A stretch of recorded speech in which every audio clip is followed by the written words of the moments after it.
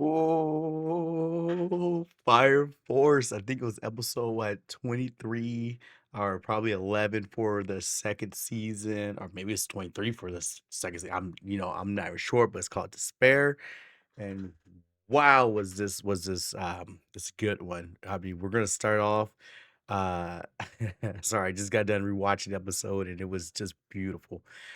So definitely in the beginning of the episode, I think Fire Force does a great job, like an amazing job when you talk about like ideology and things like that.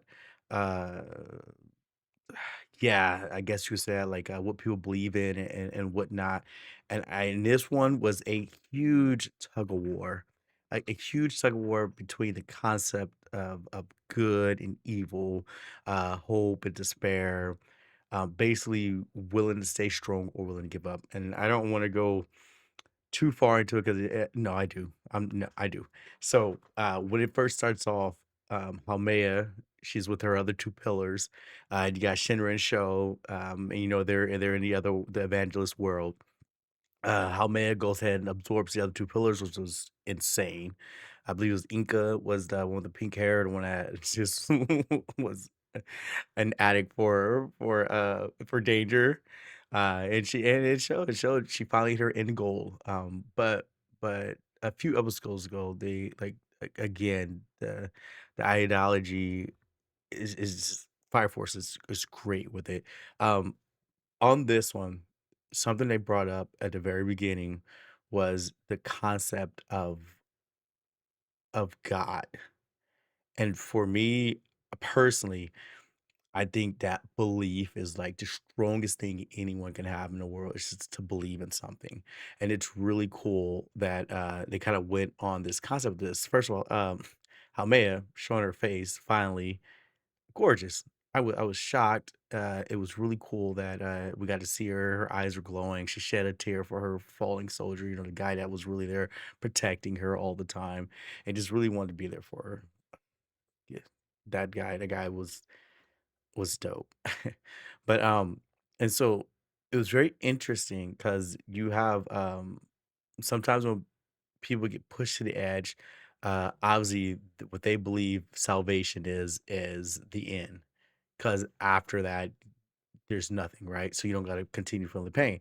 But then there's some people who believe salvation would be fighting through those pains and overcoming it, which would become like which we would see as like heroes. So it'd be like Shinra and Sho would be like the heroes of it. How Maya in this point would be the one trying to end it all, but to each their own um on what they consider salvation is.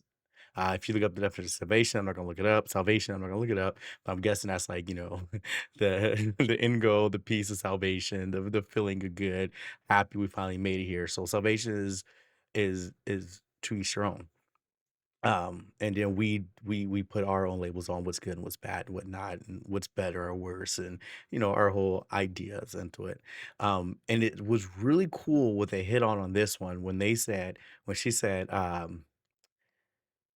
that because she's been living with everyone's thoughts, uh, whether it be good or bad, but obviously a lot of times people remember more of the worst stuff, the bad stuff than the good stuff. And she's constantly hearing that. And it was very interesting how they said that you do really well, um, but and then in the end everything ends, but because of the way it ended, when you restart, it's better and and you get stronger. And it's my brother actually me and him have to actually go back and forth on this, which I do agree, but at the same time, I'm like, you gotta look at it differently. Because I know a lot of times he'll say that you get stronger from stress. Uh, because you find a way to overcome it and you become a stronger person. And I 100% agree with that. You do become a stronger person, but my problem is relying on like the idea of bad stress is not the best because once you get to where you want to be, how do you become better? You're going to be waiting to go back in that hole of being stressed again, right? So I all do agree that from the fires, you get stronger. Once you overcome it. And on this episode, you just have one on the opposite end, you know, to overcome the fires is just to end it, and that is getting rid of all the stress, or get rid of all the turmoil and everything you're going through. And then on the other hand, you got overcoming it and getting better. But back to what Haumea said, it's like every time things start to get a little better, people really want it to get bad so that way it can get destroyed and it can start over and get stronger and then better. And it's almost like a constant reset of, and I may be wrong, but this is the way I saw it, a constant reset of development, then ending it, then you develop again, then you end it, then you develop better and better and better and better. And it was really interesting how they were saying that in this, and then it showed flashbacks and it showed like, the uh wars and real world time wars and things like that, which was very is a very interesting concept, the way that Fire Force do that, the way they do like ideology and things like that, and they look at both ends of it. And I think they do a really great job of that. And there's much more I would like to talk about that. Um, but uh, to the episode, hopefully I didn't rumble too more about that, but that has something to do with the episode. It was really cool seeing that Show was actually very well. He's been level-headed the whole time, and Shinra has always been not so level-headed. He's level-headed. He keeps trying to keep Shinra calm because he knows if Shinra become um like aggressive or anger, then everything is over. And he's like, no, Shinra, you're going to be the hero. You have to stay calm. And Haumea is constantly baiting him, whether it was showing Iris and the original Iris and doppelganger Iris,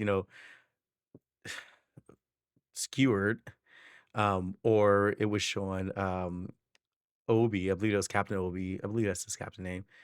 Uh, I mean that was the what the straw that broke the camel back, but it showed Obi get owned, unfortunately, and at the end, Shamrock just couldn't hold no more, and he snapped, and now we're at this phase of he had a glimpse of hope when he was attacking Haumea, and they were like, and Haumea was like, no, you guys can't hit me, I am basically a god at this point, um, but he got a glimpse of hope, and by moving your hair. And that's sometimes all it takes. All it takes is just a little bit of hope, moving hair. Uh, Speaking of, the other thing that was really cool was uh, this is where I definitely, I believe, come in.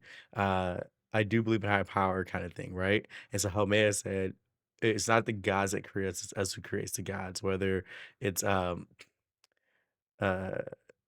whether it be a good God or a God despair or any God, any belief. And this is why I say belief is extremely strong. It was really cool how she made that. And I think that's what I was trying to get to earlier. Something about the cycle. Uh like they it was like there's humans, and then humans believe in something so strongly, and then when things starts getting bad, they believe in stuff so strongly in a negative way that they create a negative God, and then that God creates more problems and allows the everything to reset. And when they come back, they're a little bit stronger, but then eventually they do hit that wall again. We're creating a negative God again, and it just resets itself, and the world keep resetting itself.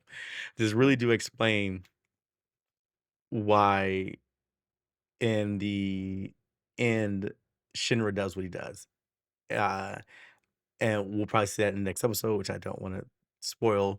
But if you are a fan of Soul Eater, then you know the lore of it, of what happened with it. Um,